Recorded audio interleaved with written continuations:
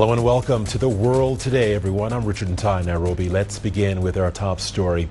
China has put forward 9 proposals to advance global governance reform at the United Nations headquarters in New York.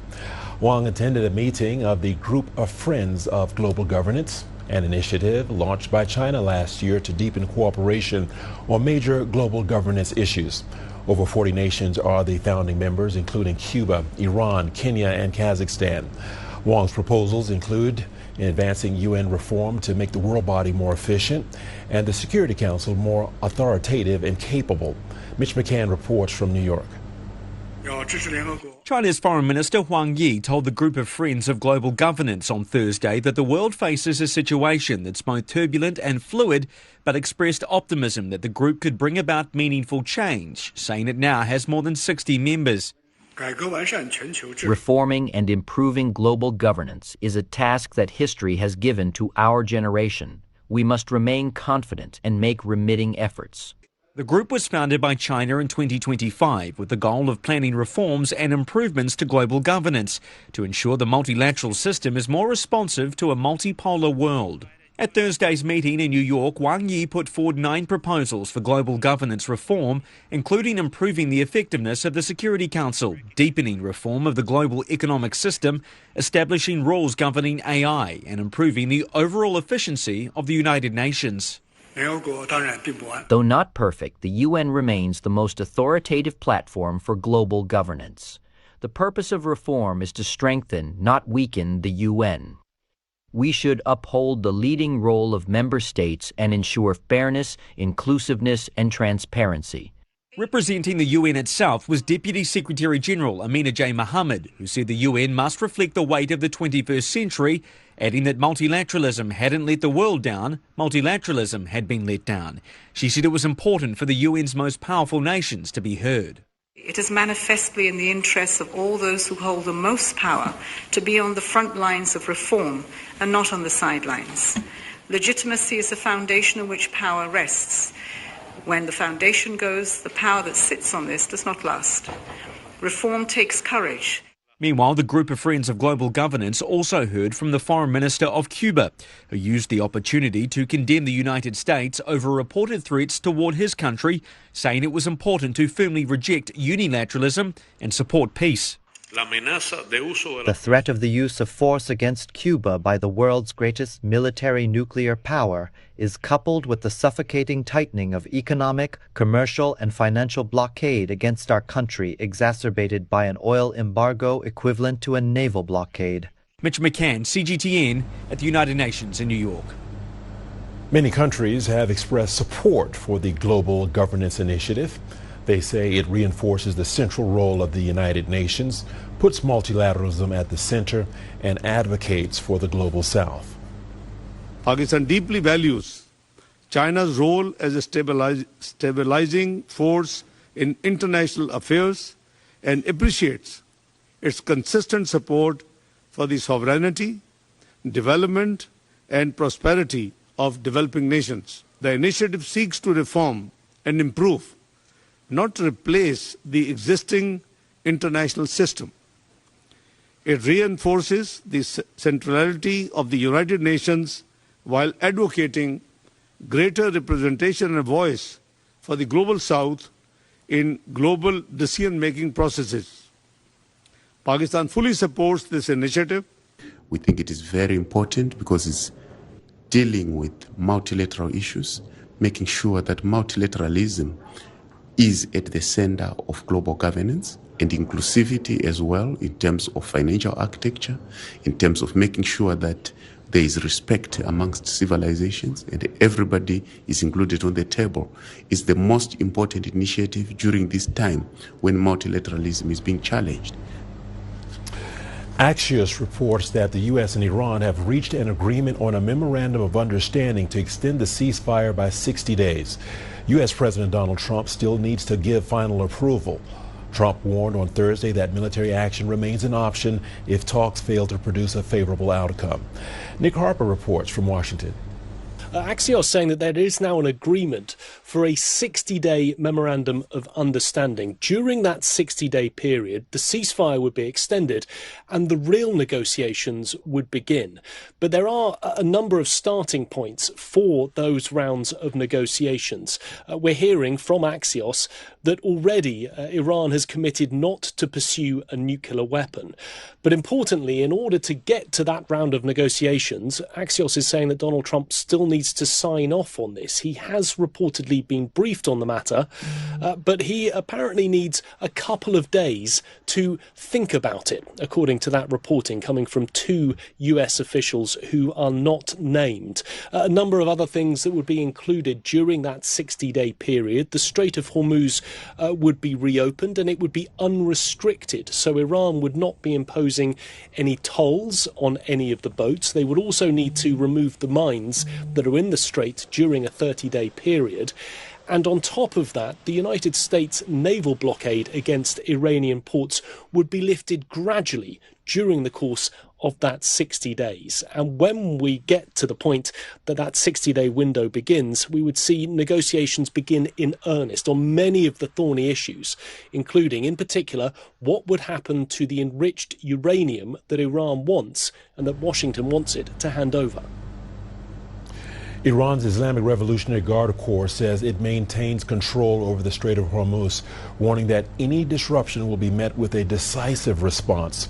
The IRGC says it allowed 26 vessels, including oil tankers and commercial ships, to cross the strait over the past 24 hours. Iran says it has rejected ships that attempted to pass through without authorization. U.S. Treasury Secretary Scott Bessent says he has spoken with Oman's ambassador. He says Oman has assured the United States that it has no plans to impose tolls on the Strait of Hormuz. Bessent says Oman is well aware that the U.S. Treasury will aggressively target any actors facilitating tolls on the strait. Israel has launched strikes on southern Lebanon, killing at least 16 people and wounding dozens. The attack comes ahead of a planned meeting between Lebanese and Israeli officials in the U.S. Associated Press correspondent Karim Chahayev reports. So Lebanon woke up to very intense strikes in the coastal city of Tyre in the south. This is Lebanon's 4th largest city. 8 buildings were destroyed. But there were Israeli drone strikes that struck other parts of southern Lebanon, including an apartment in Sidon. And among the killed were at least 5 women and children, according to the Lebanese Health Ministry. However, there was a strike just south of Beirut, not far from the airport, in an area called Shuwaifit, striking an apartment. Now, this strike came without warning. We don't know who the intended target was, but usually when Israel strikes without warning, they're usually going after Hezbollah or IRGC official or something along the lines of that.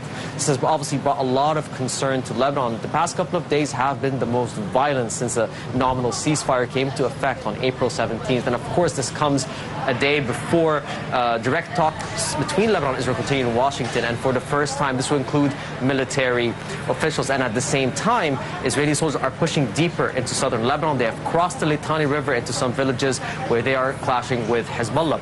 So this is a massive escalation after weeks of relative calm compared to the war from March to mid-April.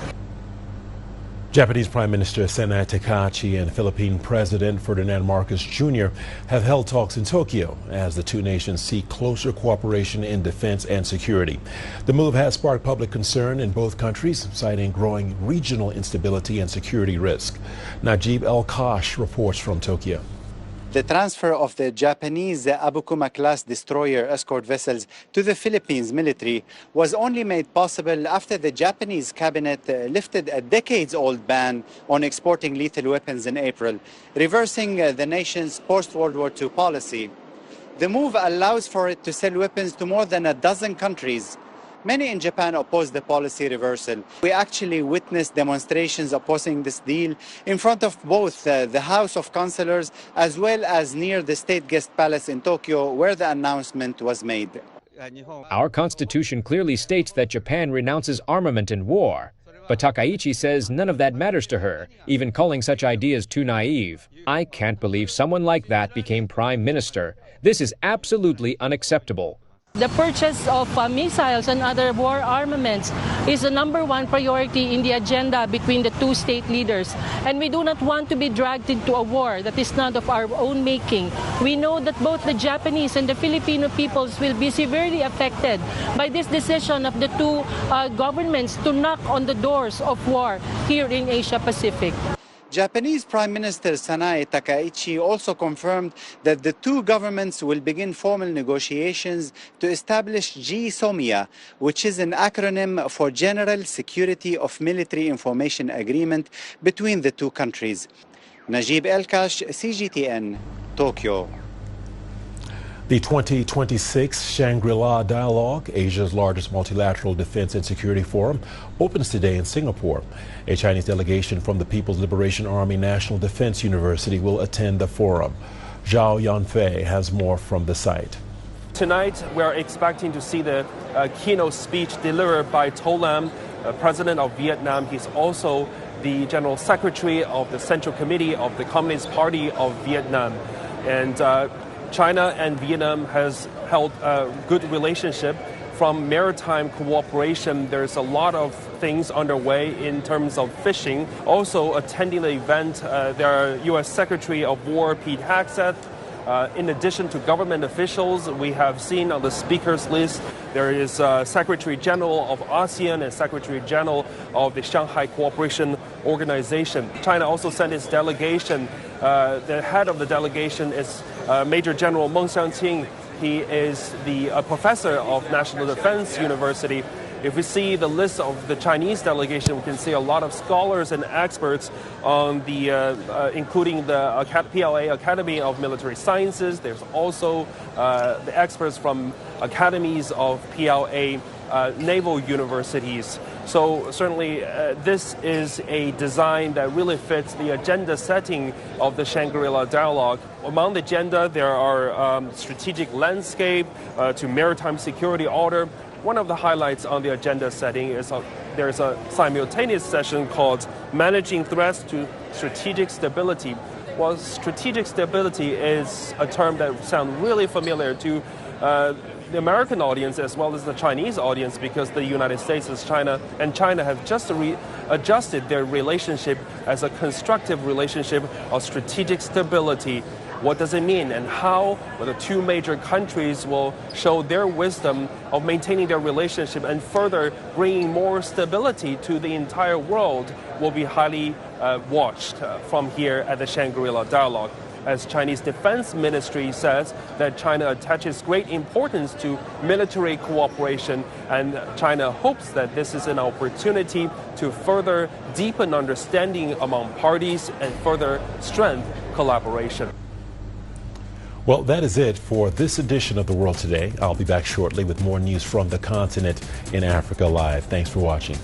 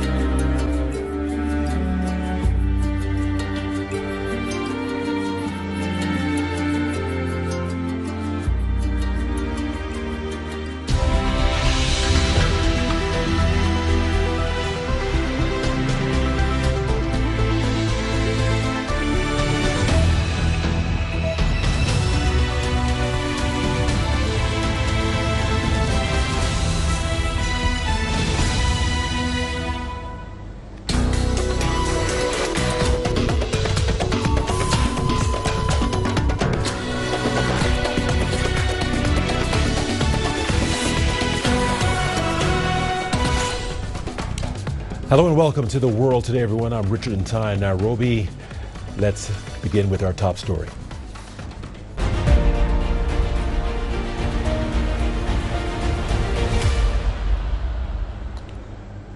We begin with the latest on the Ebola outbreak in the Democratic Republic of Congo.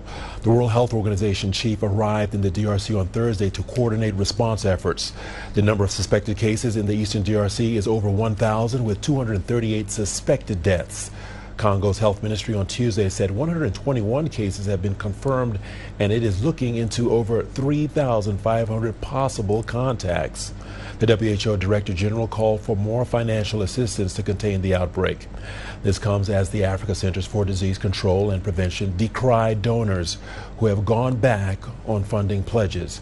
CGTN's Crystal Onkeo has the details. Speaking on arrival in the DRC's capital, Kinshasa, WHO Director General Tedros Ghebreyesus described the outbreak as very complex. He noted that only a third of the necessary international funding has been secured and emphasized the critical need for more support. The kind of support we're asking, the amount of support we're asking is still not received. It's a third of what we asked we're getting in terms of funding. And I use this opportunity actually to ask the international community to increase their support so the health workers get the supplies, the protective measures they need, and they are protected. Because without health workers, it would be very difficult then to help patients. The Africa CDC says funding to combat the rapidly spreading Ebola outbreak has sharply decreased from nearly $500 million to about $290 million. Director General Dr. Jean Kaseya criticized partners for retracting pledges and stressed the urgency of the situation. People are dying. How can we come and say we commit X $million and the next day they are calling me to say, no, it was a mistake. We didn't really want to say that, but this is exactly what we have, or what we are committing to provide. We know some big global health institutions are sitting with billions of dollars. Tedros also urged a ceasefire between rebel forces and the army, saying insecurity and food shortages were complicating response efforts. And the other problem is displacement. People are displaced because of conflict. There were people who were displaced hundreds of thousands and newly displaced around 100,000, I think, in the past few months. And that makes it very difficult to contain the outbreak. And the other, of course, is the food insecurity you see in the province and other neighboring provinces. That makes it difficult also. And then, of course, the mistrust, we can see it. People are really worried. They're not understanding what's happening. And I think that could also affect the response. Meanwhile, Ugandan authorities have heightened border controls at the Mpondwe border with the DRC, turning back travelers and enhancing screening measures. This follows reports of the 8th confirmed case in the country. Nevertheless, both the Africa CDC and the WHO are discouraging travel bans, which they say provide limited benefits in disease containment and is counterproductive in managing the crisis. Crystal Onkeo, CGTN. Well, let's discuss this further with Dr. Gitinji Gitai, who is the group CEO at Amref Health Africa. Welcome to the program, Dr. Gitinji. Thank you for joining us here on Africa Live. Well, Africa's CDC and the WHO say there is a funding shortfall for Ebola. What does this mean in practical terms on the ground? Well, thank you very much for having me. And on the ground, we must ask ourselves what are the needs for the money. The most important needs are, for example, to engage communities, to inform communities, to build trust with communities so that the communities can be the foundation for the response. This means that communities are able to trigger identification and referral of cases that are suspected. And after that, there has to be testing, transportation of samples, care and treatment, tracing contacts. So when you don't have money, it means that these things cannot happen, and that just enables the virus to be transmitted in the dark. Well, let's talk about that. Expand, if you will, on how dangerous it is when funding pledges are reduced in the middle of an outbreak like here in Africa. You see, if you listen to the Director General of WHO, Tedros, he said that the virus is outpacing our response. What this means, in essence, is that the cases that we have, if we are not able to actually manage the transmission, it means that the growth of cases is going to be exponential, and therefore we are going to be chasing the virus as we've done before in COVID. And therefore, the one thing we are going to see is, number one, expansion of cases, expansion in geography, and deaths that are going to follow that. And number two is that when you have pledges actually made, the first thing that we must do, other than not reducing them, is to disburse the money fast. Speed of delivery of the money is as important as actually keeping the pledges. Because if you don't dispense the money fast, then they are always chasing the virus. Because today, if you have a case that's suspected, it has to be tested and confirmed immediately. That means that the samples have to be taken. You need a health workforce. It needs to be transported to a lab where it can be tested. As you've seen, even when you look at the cases that are suspected versus confirmed, it's a huge gap. And there's the gap between their capacity to do molecular testing, the capacity to collect the samples, the capacity to transport them. And the faster you do this, the better. So when you reduce the pledges mid-term, it means that you actually cause the planning into disarray, and there's no predictability in planning. And that is the worst thing you can do in an outbreak of this nature. Picking up on what you've just said, Doctor, the WHO chief says the outbreak is outpacing the response, as you alluded to. My question to you is the international community acting quickly enough, or are we seeing still delayed response? You know, the thing is the international community should stop seeing this as a DR Congo, a Democratic Republic of Congo problem or a Uganda problem.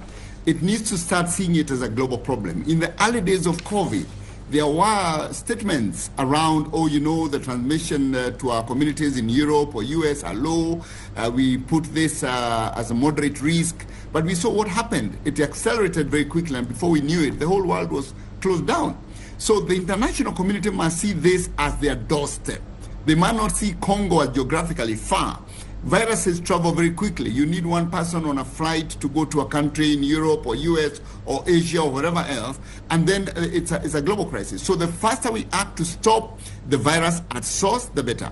So the international community needs to actually see this as an urgent matter, put resources, because the consequence of not disbursing the pledges as they were urgently enough is that we are going to spend multiple times what we've pledged in trying to control the virus when it gets into through our borders. So speed and commitment is actually of essence. All right, let's leave it there. Dr. Ketinji Gitahi, Group CEO, Amref Health Africa. Thanks for that. Well, we have Chris Ochemringa standing by. Chris Ochemringa is in Kinshasa and has more details for us. Chris, let's get your perspective. What more do you have on the WHO's chief's visit to the DR Congo, and how does his itinerary look right now?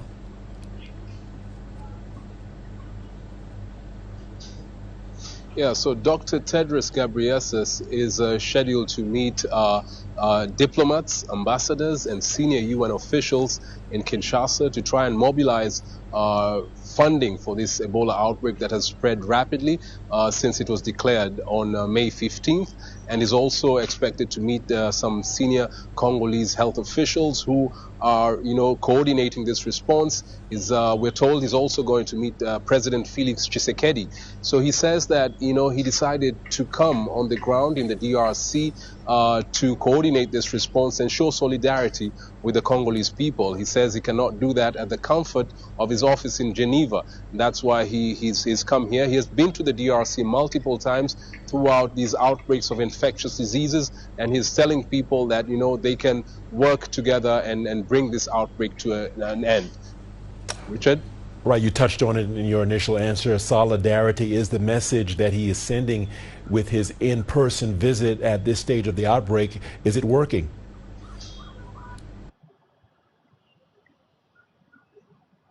Yeah, so his main message has been that, this Ebola disease can be defeated by a joint effort by the health workers, the communities in that area in Ituri, and the neighboring countries. He says this is a huge battle that requires very strong coordination, and he has launched an appeal to all the warring parties, the Congolese government troops, the rebels, M23 and Codeco, ADF, and all the others that are in these two areas that have recorded Ebola cases, North Kivu, South Kivu, and Ituri province, to stop fighting, because this Ebola response requires a lot of effort from health workers. They're supposed to, first of all, test suspected cases, isolate them, and then they're supposed to track all people who came into contact with infected people. That's a very laborious exercise. It requires them to move from one area to another. It cannot be done when there's a conflict. So he's urged them to stop the fighting so that health workers can stop this disease from spreading further. Richard? And finally, Chris, before we let you go, what can you tell us about the urgency and preparedness? Because he talked about a funding shortfall.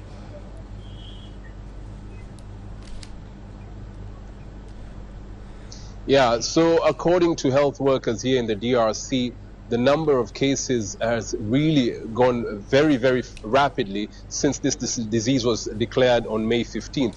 When back then, we were told that there were only 3 health zones that were affected, Mongwalu, Rwampara, and Bunia. But currently, the number has shot up to 11 health zones, and that is quite worrying given the short time span. So the WHO Director General has been saying that, it's the disease is outpacing the response efforts. They need a lot of funding. We have heard of hospitals that were overwhelmed by the number of patients. Some of them had to turn away people. So they have to, set up these special Ebola treatment centers where people can be isolated and given fluids, oxygen, and treated, so that the disease does not get worse. So that will all require money, and that is why they have launched this urgent appeal for all donors and other countries that are wealthy to help the DRC stop this outbreak from spreading around the region and globally. Richard? All right. Chris Ochemringa in Kinshasa, thanks for that. Congolese health and communications ministers have visited the city of Bunia at the epicenter of the Ebola outbreak to monitor the response there. The virus had initially circulated undetected in Ituri province for several weeks, leading to hundreds of suspected cases. The current outbreak is caused by the rare Bundibugyo strain of Ebola. Standard field tests were designed to detect the more common Zaire strain, and initial results returned false negatives, significantly delaying patient isolation and response efforts. The Bundibugyo strain has also has no approved vaccine or targeted treatment. With Ebola cases spreading rapidly, Health Minister Samuel Roger Kamba highlighted the need to support healthcare staff. The response is currently being rolled out. We are here to monitor how it's going and assess our effectiveness. And for the time being, we are continuing to report the raw figures so that we can trace all contacts and identify everyone showing symptoms. I am here above all to support the healthcare staff who are bearing the brunt of the situation in healthcare centers because we have lost doctors and qualified healthcare staff. We are here first and foremost to show our sympathy. Still on the Ebola front line, and Dr. Richard Nta announced the first Ebola patient recovery on Wednesday in Bunia and explained the steps they followed to achieve this positive outcome. He also sought to reassure people about local capabilities in managing the Ebola outbreak.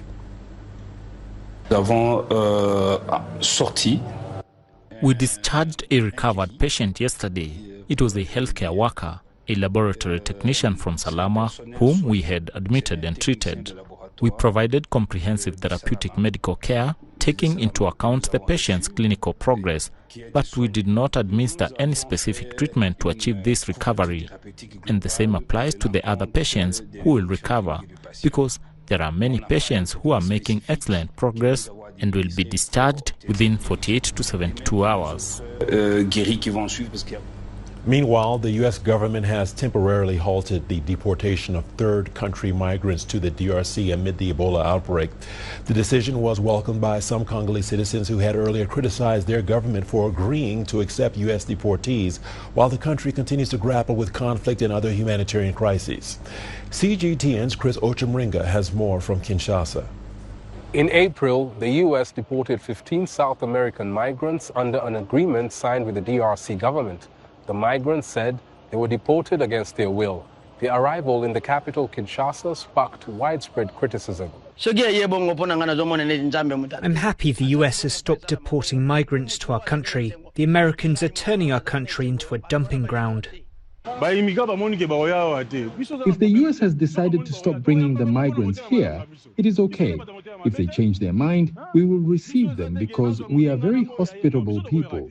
It is only if you do something wrong here that we will set you straight. A U.S. judge recently ordered one of the deported migrants with a medical condition to be sent back to the U.S. The 55-year-old woman reportedly has a complex condition requiring special care that the DRC lacks. But U.S. officials say they cannot return her to the U.S. because of travel restrictions imposed on people who have been to the DRC, Uganda, and South Sudan following the Ebola outbreak. The U.S. Centers for Disease Control and Prevention also announced a 30-day suspension on entry to the U.S. for people who have visited countries impacted by Ebola. Chris Ochamringa, CGTN, Kinshasa. A Kenyan court has ordered the temporary suspension of plans for the U.S. to set up an Ebola quarantine facility in the country for its citizens. The orders were issued late Thursday by High Court Judge Patricia Nta. She said the country was not allowed to admit anyone exposed to or infected by Ebola under the planned agreement with the U.S. until a case challenging the deal was heard and determined. The case was filed earlier on Thursday by the Katiba Institute, a local rights group. It said the proposed facility raises grave constitutional concerns regarding the rights to life, health, fair administrative action, public participation, and parliamentary oversight. Meanwhile, more details are emerging on the proposed U.S. facility in Kenya. According to a senior Donald Trump administration official, the facility would be set up at a military air base in Laikipia County. The U.S. military has used the base in the past as a joint training and operational hub through bilateral defense agreements with the Kenya Defense Forces. The facility would be staffed by members of the U.S. Public Health Service, with a team of at least 30 deployed on Wednesday. Officials earlier said it would be operational on Friday with a 50-bed unit. They did not say how much it cost to set up and maintain the facility, but the State Department says the U.S. intends to provide $13.5 million towards Kenya's Ebola preparedness efforts. Well, Robert Nagila is here in the studio to give us the latest on this developing story. Robert, welcome to the program. Thank you for spending time with us here on Africa Live. First and foremost, Robert, tell us a little bit more about why the Kenyan High Court has suspended plans for a U.S. Ebola quarantine facility right here in Kenya. What are the concerns that Kenyans are raising in general? Well, Richard, what Katiba Institute, which is a non-profit organization, wants the court to determine is whether the president has the power to expose Kenyans to such grave risks outside constitutional order.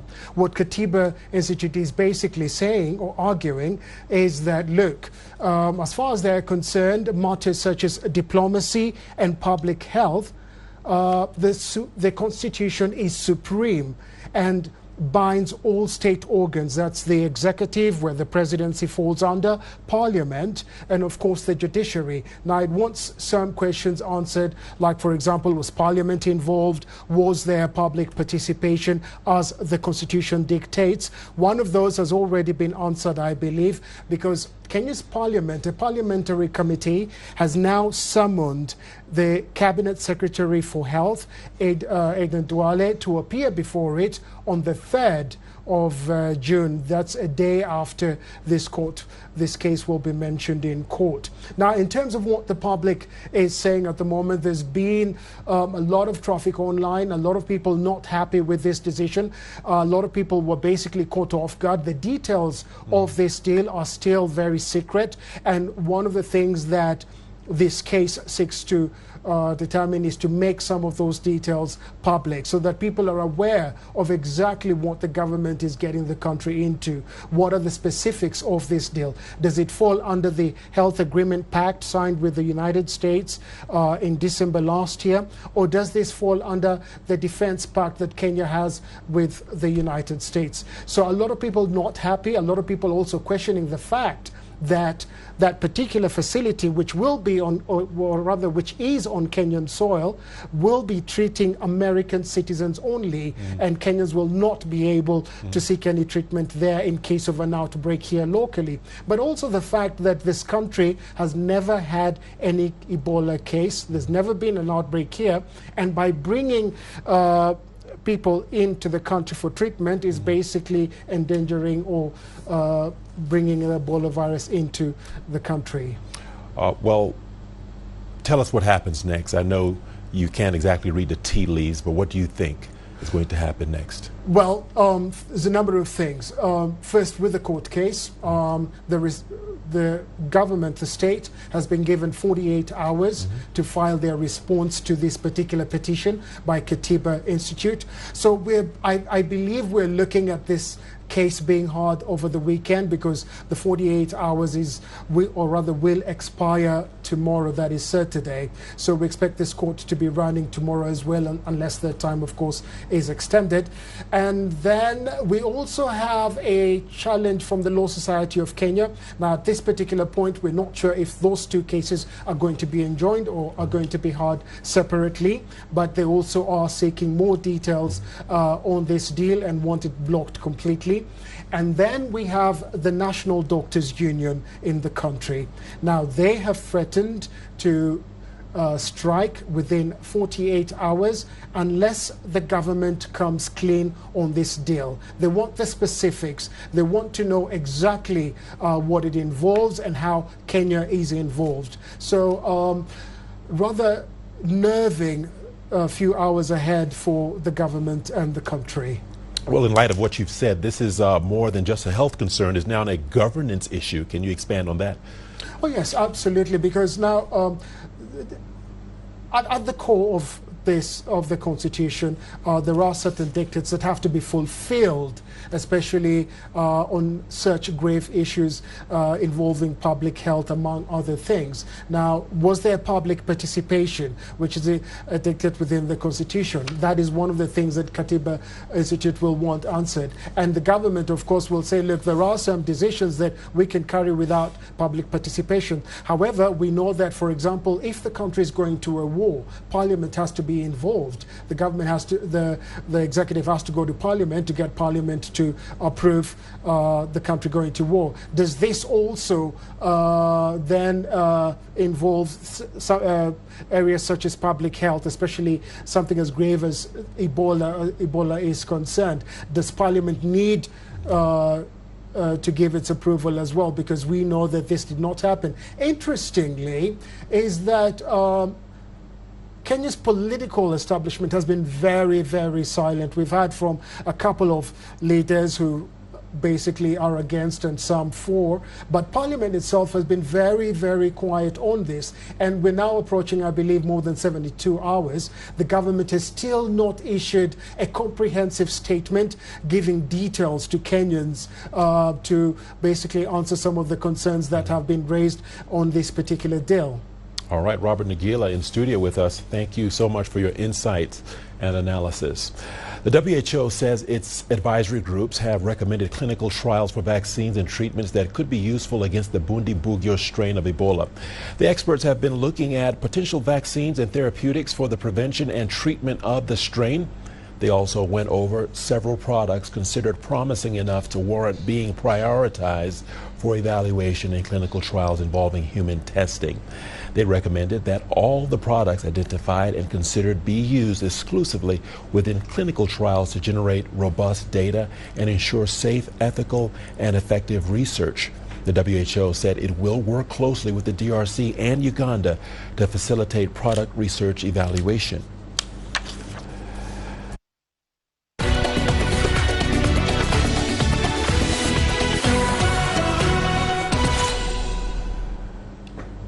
Kenyan authorities have arrested 8 students on suspicion of arson over a fire at a girls' boarding school that killed 16 students. Police said this on Friday. The fire at the Utumishi Girls Academy Senior School in Gilgil in west central Kenya broke out in the early hours of Thursday and also injured 79 students. Fires are common at Kenyan schools, with over 100 recorded in 2024, according to the government. Researchers say many fires are set by students protesting harsh discipline and poor conditions. Time now for a short break. Stay with us on Africa Live. More news ahead. You don't find the stories of North Africa by sitting on the sidelines. You've got to get out, go there, and you'll find them. In the bazaars of Casablanca. Among the crowds in Cairo. Who come to visit Cairo, the ancient capital of Egypt. Along the waters of the Nile. Along the sands of the Sahara. No one else will take you where we can in North Africa. No one else will show you what it's all about. CGTN, see the difference.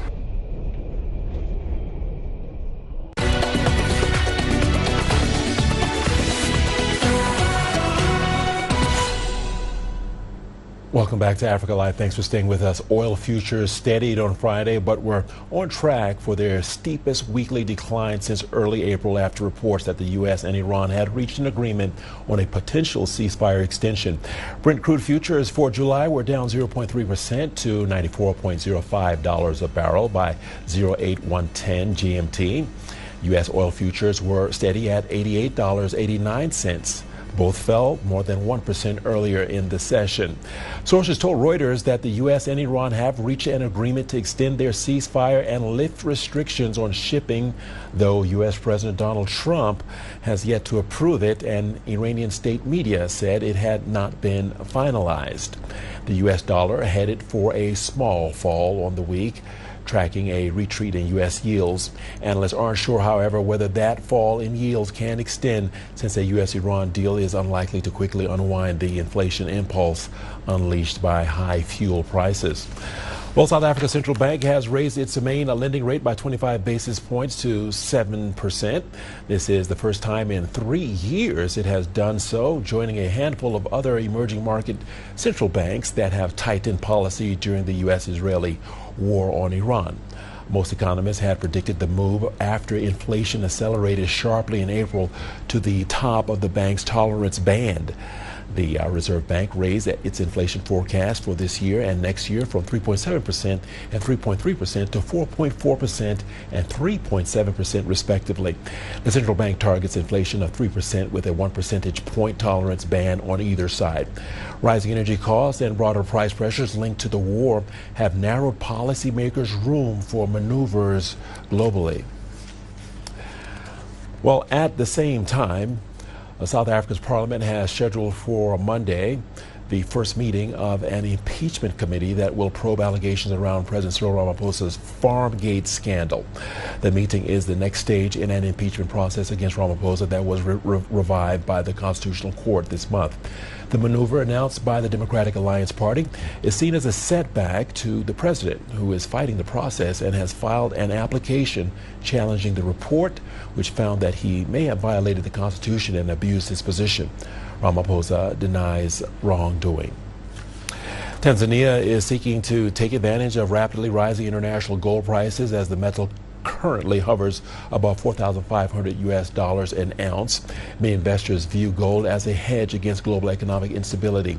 And Tanzanian officials see the high interest in gold as good news for their economy. CGTN's Isaac Lukando has more. As gold prices rise, Tanzania hopes to profit.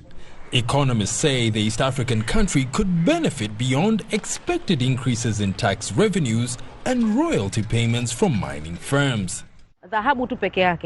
Gold alone contributes nearly 38.5% of Tanzania's exports, so this presents a major opportunity for the country because it brings in foreign reserves and ultimately increases national revenue.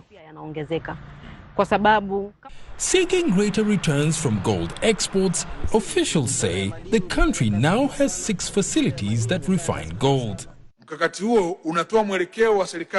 This strategy reflects the government's direction of transforming the mining sector from exporting raw minerals to exporting minerals that have been processed locally.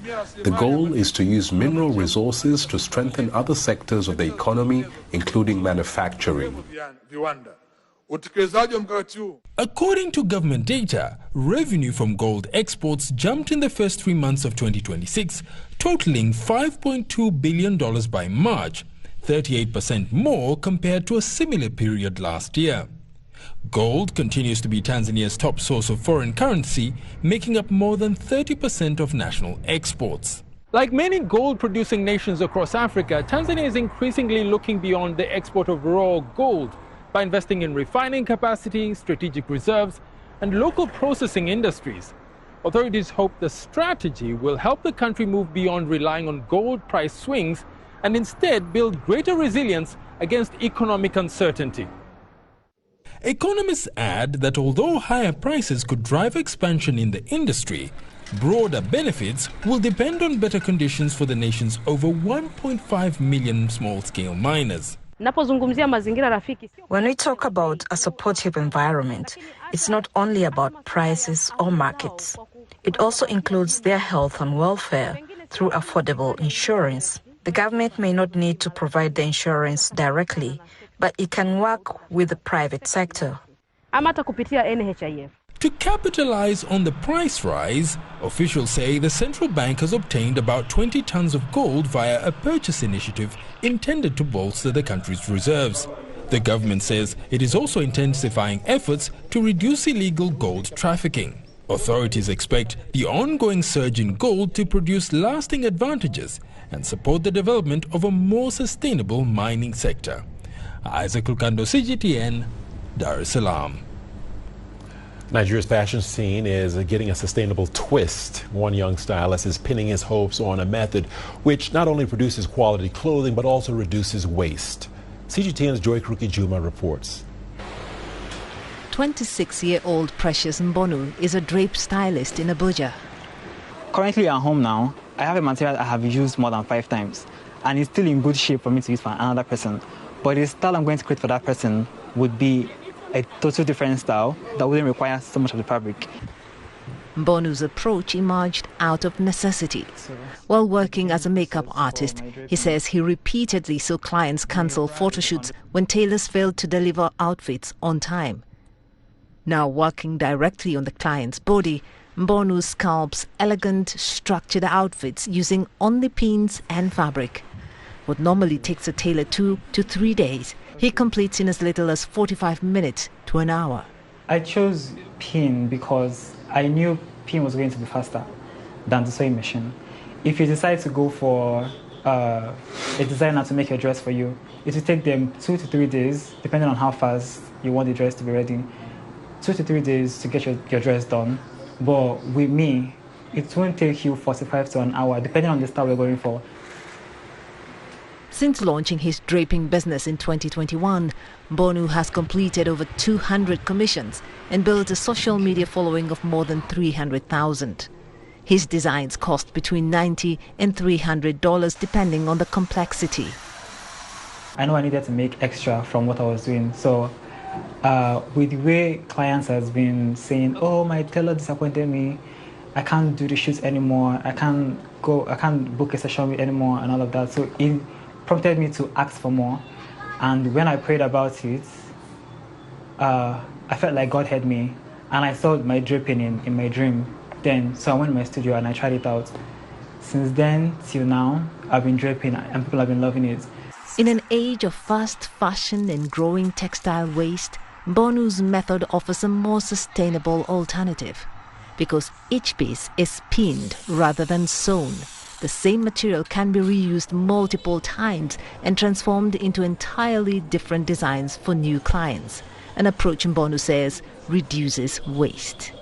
Joy Kirukijuma, CGTN. And we're not done just yet. We've got your sports segment coming up. Here are the headlines. Coming up in sports, FIFA President Infantino excited with 2 weeks to go before the 2026 FIFA World Cup kicks off. The greatest journeys, the greatest sights, the greatest adventures. Here in Kanata, this weir allows the locals to walk on water. We're far more than just TV news. We're your passport to the wonders of Africa.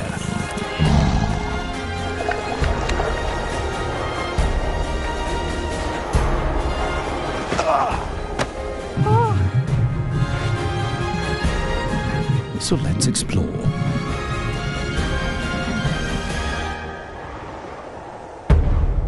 CGTN. See the difference.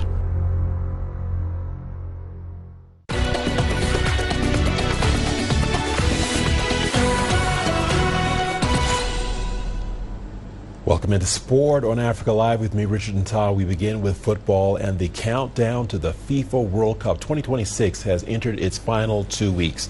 Teams have started to arrive in North America, prepare for friendly games, and get in prime condition for the greatest show on the planet.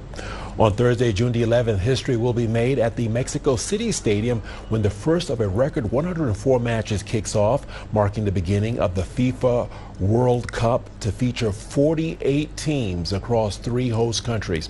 But the story of this year's World Cup will also be written in many different locations across Canada, Mexico, and the United States. The 48-team base camp training sites were confirmed this week, with 2 teams to be based in Canada throughout the tournament, 7 in Mexico, and the remaining 39 in the U.S. FIFA President Gianni Infantino had this to say. Well, 2 weeks to go. Excitement is building in an incredible fashion. This will be the biggest, the most inclusive, the greatest FIFA World Cup ever. Not only 3 host countries and 16 host cities and millions of people coming and billions of people watching, but in the 3 host countries, and in addition to the 16 host cities, we will have 25 communities who will be integral part of the World Cup, because they will be hosting some of the participating teams. So out of these 25, let's just take a couple of examples. In the north, for example, we have New Tecumseth, or in the south we'll have Cancun, or on the Pacific coast in the west, Portland, on the Atlantic coast in the east, Boca Raton, and all of these communities and many, many others will embrace, will welcome, and will unite the world during the FIFA World Cup, starting in 2 weeks on the 11th.